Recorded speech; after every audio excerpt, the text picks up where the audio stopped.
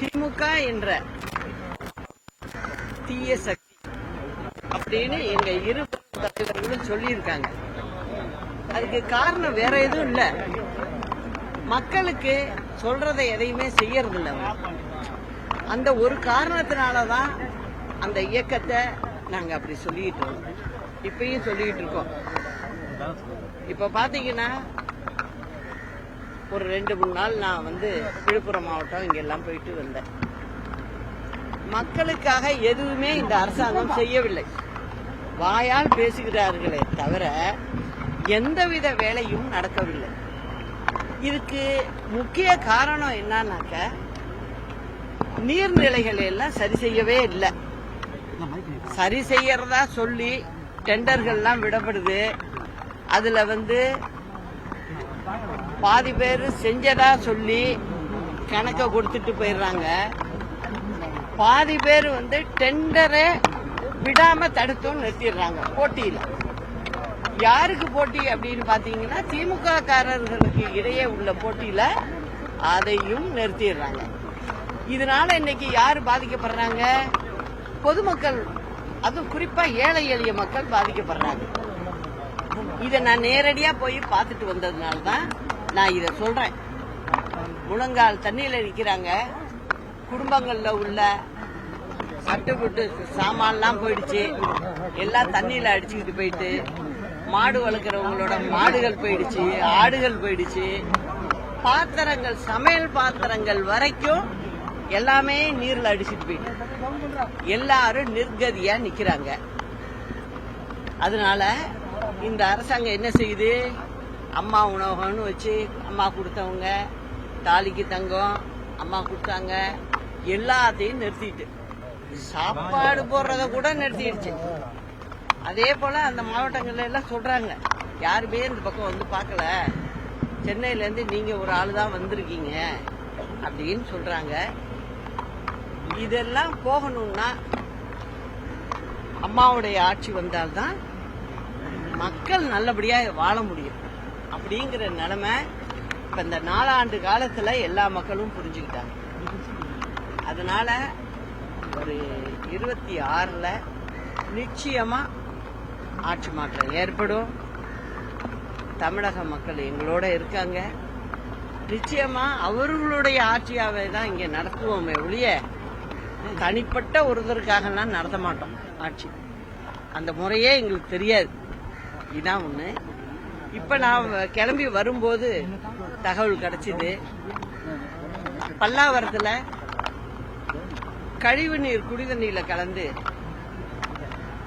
எல்லாரும் சாப்பிட்டுருக்காங்க. தண்ணி தாகத்துக்கு பருகிருக்காங்க. அதுல திருவேதி, வரலட்சுமி, மோகனரங்கம் அப்படிங்கிறவங்க இறந்து போயிருக்காங்க மருத்துவமனையில. இன்னும் 30 பேருக்கு மேல அங்க அட்மிட் ஆகியிருக்காங்க. அதுல 4-5 பேரு உயிருக்கு போராடிட்டு இருக்காங்கிற தகவலும் வந்துச்சு. இந்த ஆட்சி பாத்தீங்கன்னா, சென்னையில மெட்ரோ வாட்டர், மாநகரத்துக்கு குடிநீர் வழங்கல், இதுக்குன்னு ஒரு துறையே இருக்கு, ஒரு அலுவலகம் இருக்கு. ஏன் உங்களுக்கு தெரியுதுல்ல? தண்ணி கலந்து கழிவு நீரோட வருதுன்னு தெரியுதுல்ல? உடனடியா நீங்க என்ன செஞ்சிருக்கணும்?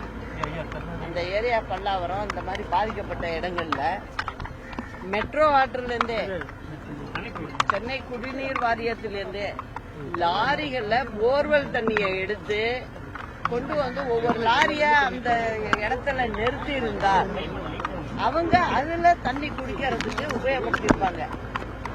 இன்னைக்கு இத்தனை உயிர் பலி ஏற்பட்டிருக்காது.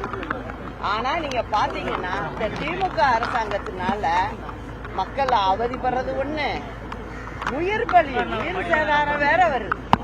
இதுக்கெல்லாம் என்ன காரணம் அப்படின்னு பாத்தீங்கன்னா, இவங்களுக்கு ஆட்சி நடத்த தெரியல. அதிகாரத்தை எந்த அளவுக்கு துஷ்பிரயோகம் பண்ணணும்னு திமுக காரவங்க இருக்காங்களே ஒழிய, ஆட்சி அதிகாரத்தை ஒழுங்கா செய்யாம இருக்கிறதுனாலதான் இப்ப வர்றப்ப கூட இந்த 3 சாவு ஏற்பட்டிருக்கு அப்படிங்கறத சொல்லிக்கிறேன். இந்த அரசாங்கம் இப்ப கூட நான் சொல்லிட்டேன், இந்த பல்லாவரம் இந்த சைட்லாம் சொல்றேன். அதே போல வெளியூருங்கள்ல பக்கத்துல மாவட்ட தலைநகர்கள்லாம் நகராட்சி இருக்கு. அங்கிருந்து தண்ணி லாரிகள்ல கொண்டு போய் வச்சு முதல்ல குடி தண்ணியை கொடுக்கறதுக்கு வழியை பாருங்க. அப்புறம் விழுப்புரம் பக்கத்துல இருளர் காலனிக்கெல்லாம் போனோம். அங்க அவங்க படிச்ச சர்டிபிகேட்டு முக்கிய தஸ்தாவேஜுகள்லாம் தண்ணியோட போயிருக்கு. கொஞ்சம் நனைஞ்சு போயிடுச்சு முழுசு. என்னையே அணைச்சு கொண்டு காட்டுறாங்க. கொஞ்சம் வெயில் வந்திருக்கு, எல்லாம் பாயில் எடுத்து போட்டு காய வச்சுக்கிட்டு இருக்கு. அதனால இந்த அரசாங்கத்துல மாவட்ட ஆட்சித்தலைவர் கவனம் எடுத்து முதலமைச்சரும் கவனம் எடுக்கணும். அந்த மாதிரி அவங்களுடைய தஸ்தாவேஜுகள் எதுவாக இருந்தாலும் போயிருந்தீங்கன்னா அதுக்கு ஒரு ஸ்பெஷல் ஆஃபீஸரை போட்டு அவங்களுக்கு திரும்ப அதை புதுப்பிச்சு கொடுக்கணுங்கிறதையும் நான் சொல்லிக்கிறேன்.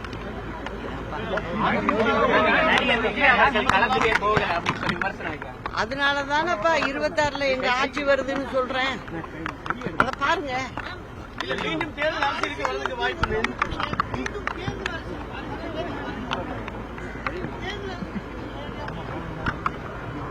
நீங்க ஏன் கவலைப்படுறீங்க? ஆட்சியே அம்மாவோட வச்சுதான் நான் தான் கொண்டு வர போறேன். பாத்துக்கிட்டே இருங்க.